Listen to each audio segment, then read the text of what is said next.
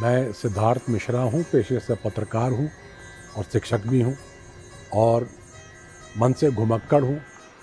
घूमना फिरना मुझे पसंद है और इस सिलसिले में मैं भारत के जो ख़ास करके रूरल एरियाज़ हैं, उनमें बहुत जाता हूँ और जो नई नई चीज़ें आती हैं, उनको लोगों के सामने लाता हूँ।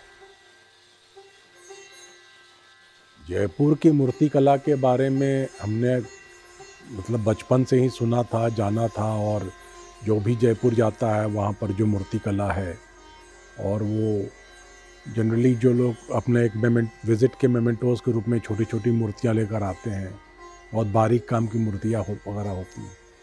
तो कभी ये ज़हन में नहीं आया कि इन मूर्तियों का कोई और भी कारोबार होगा, क्योंकि वो कारीगर वगैरह वहीं जो ओल्ड जयपुर के इलाके में होते थे वही बनाते थे, करते थे और यही बताया गया था।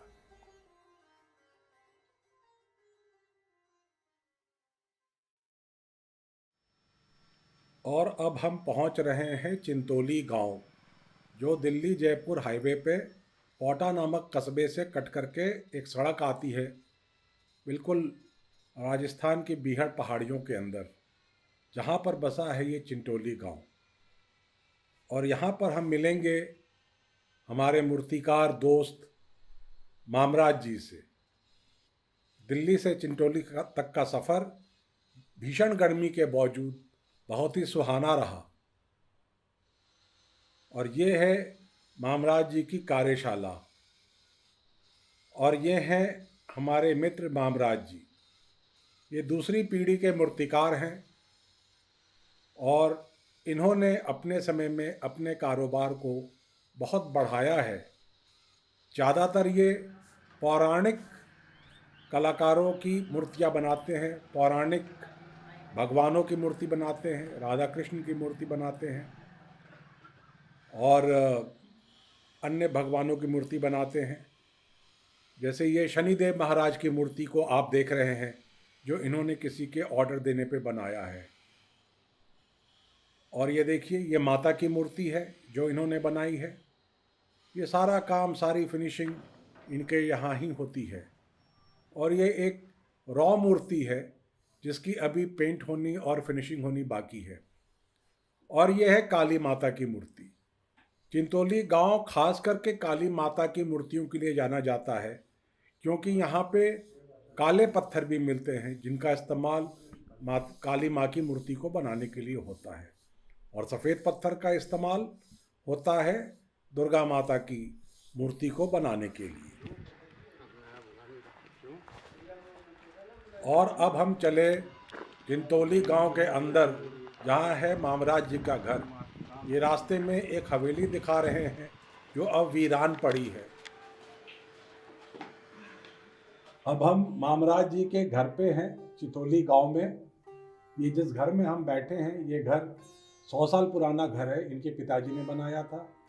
और आज हम यहाँ पर इनसे इनके परिवार के बारे में और इनके व्यापार के बारे में कुछ बात करेंगे। मामराज जी, ये बताइए, आपने हमें अपना पूरा वो वर्कशॉप दिखाया, मूर्ति कला दिखाई, अपनी कारीगरी दिखाई, पेंटिंग दिखाई, तो ये सब आपको कहाँ से मिली? विरासत में मिली ये सब? हमारे पिताजी ने पहले काम करते थे मूर्तियों का ही, उन्हीं से मिला है ये सब कुछ। पिताजी को कहाँ से मिला? पिताजी को भी कहीं से ही मिला होगा, वो भी जैसे पहले कोई करता होगा उसी से वो भी लिए होंगे। तो ये मतलब परिवार में ये पीढ़ी दर पीढ़ी चली आ हाँ, रही थी? 3 पीढ़ी से यही चल रहा है काम। 3 पीढ़ी से चल रहा है। हाँ जी। तो 3 पीढ़ी पहले आप लोग इसी गांव में थे या कहीं और थे? इसी गांव में थे। उस समय कुछ और काम करते थे? हाँ, पहले और काम करते थे। तो ये मूर्ति का काम कैसे शुरू हुआ, कुछ याद है? मूर्ति का अपने जयपुर डिस्ट्रिक्ट है, वहाँ से स्टार्ट हुआ था। धीरे धीरे फिर धीरे धीरे गांव में आने लग गया, तो गांव में चालू हो गया काम। तो ये अंग्रेजों के टाइम पे ही चालू हुआ या उसके बाद चालू हुआ? नहीं, अंग्रेजों के टाइम में। अंग्रेजों के टाइम में चालू हाँ हुआ। जी। तो अब इस समय इस गांव के कितने परिवार यहाँ पे इस मूर्ति कला में लगे होंगे? मूर्ति कला में यहाँ पर कम से कम 100 घर होंगे। 100 घर होंगे। हाँ जी। और गांव कितना बड़ा है? गांव काफ़ी बड़ा है। कितने घर होंगे मतलब गांव में टोटल? वैसे 100 घरों की है। 100 घर? आबादी के हिसाब से लगाओ तो आप यहाँ पर पूरे गांव की आबादी है 1000 के लमसम होगी। तो ठीक है, 100 सवा 100 सारे घर लगभग इस मूर्ति कला में ही लगे हाँ, हैं। मूर्ति कला में लगे हैं। तो ये ऐसा कैसे हुआ कि जयपुर में के बाज़ारों में जो मूर्तियाँ बिकती हैं, ये बिकता, उसके बारे में सब जानते हैं, और आपके गांव के बारे में इतनी प्रसिद्धि क्यों नहीं हुई? गांव में पहले कोई नहीं जानता था, आज तो फिर भी नेट से बिजनेस होने लगा है, तो गांव में अब मालूम चलने लगा है भाई गांव में मूर्तियां बनती है। बड़ी सिटियों में पहले मालूम था, गांव में नहीं मालूम था, हम पर्दे के पीछे थे। आज ये जैसे मोबाइल वगैरह नेट से बिजनेस होने लगा है, तो अब पर्दे के आगे भी आने लगे, हम डायरेक्ट कांटेक्ट भी होने लगे हमारे। पहले व्यापारी, जैसे जयपुर के व्यापारी यहाँ से मूर्ति लेके जाते थे, वहाँ पर शॉप थी उनकी, वहाँ बेचते थे। हमारे पास जैसे कितने में भी लेके गए, वो कितने में बेच रहे हैं कितने में नहीं बेच रहे हैं हमको नहीं पता था। तो अब जब आपकी मूर्तियाँ, जैसे मैं आपके पास आया तो मुझे तो बिहार में कोई आदमी ने मूर्ति लिया था आपका, तो उनसे मुझे पता लगा, तब मैं आपके गांव में आया था।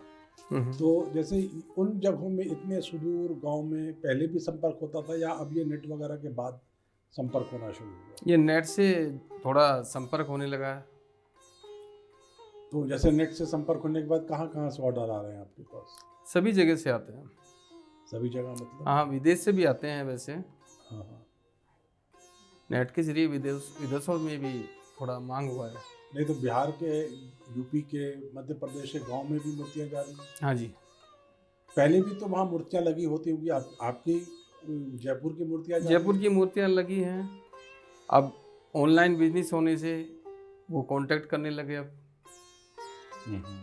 ये है। तो अभी आपके 4 लड़के हैं, बेटे हैं, वो चारों आपके साथ इसी प्रोफेशन में हैं? हाँ जी, हाँ जी।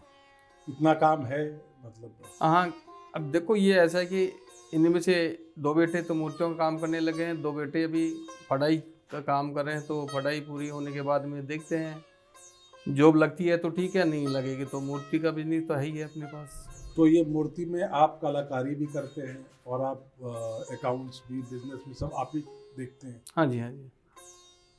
तो कभी इसको मॉडर्नाइज करने का नहीं सोचा, मतलब कि किसी, मतलब कि अपनी, हालांकि हमने आपका एक देखा था, आपका एक वीडियो वगैरह देखा है हमने उसको, तो वीडियो वगैरह अपने मोबाइल फ़ोन से बना लेते हैं या किसी को बाहर? मोबाइल से बना लेते हैं।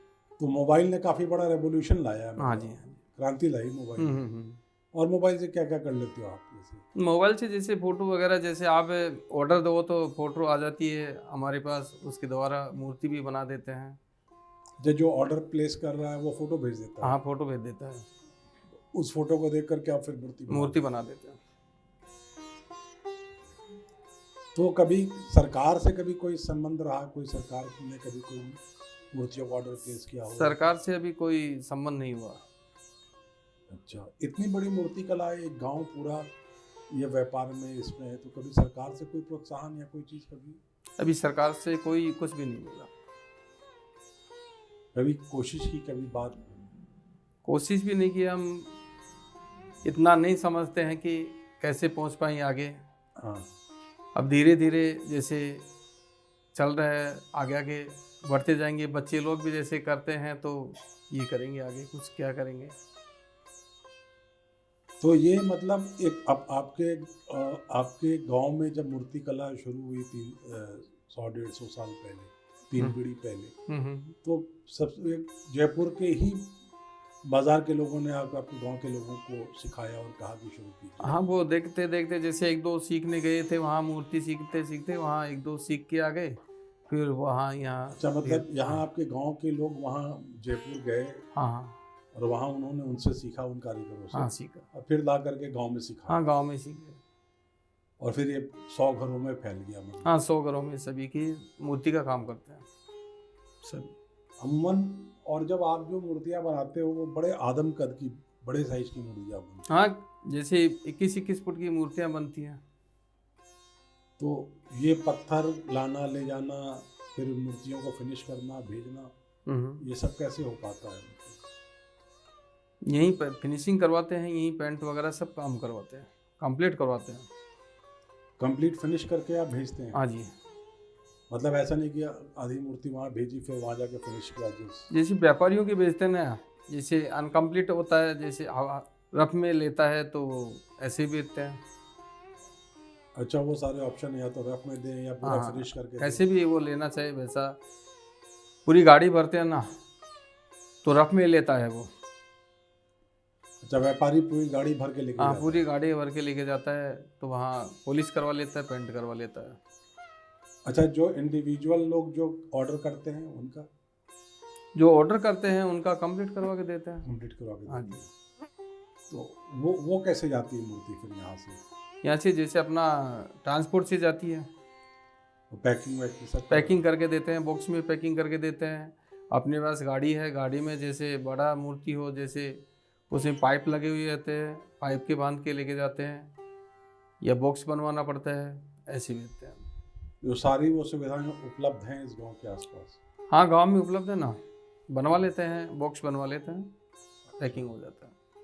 तो मतलब आपके व्यापार से बाकी लोगों का भी कोई व्यापार चल रहा है, बॉक्स बनाने वालों का वगैरह? हाँ जी, हाँ जी। आजकल मशीनों से पैकिंग होती है, वो भी होता है। जब वो मशीनें भी गांव में हैं?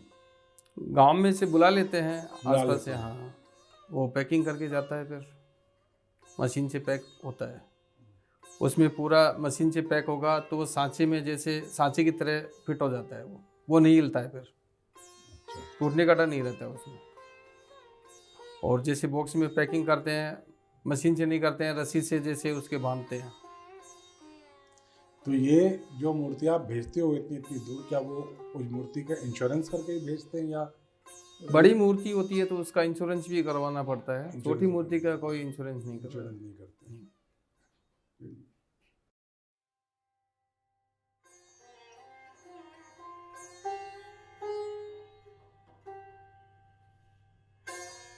एज आई सेड कि मैं कई सालों से कई जगह घूम रहा हूँ और मैं ये आर्टिफैक्ट्स का कलेक्शन भी थोड़ा बहुत करता हूँ। और तो मैंने कई जगह कई चीज़ें देखी, जैसे कि चिंतौली में ये मूर्ति कला देखी।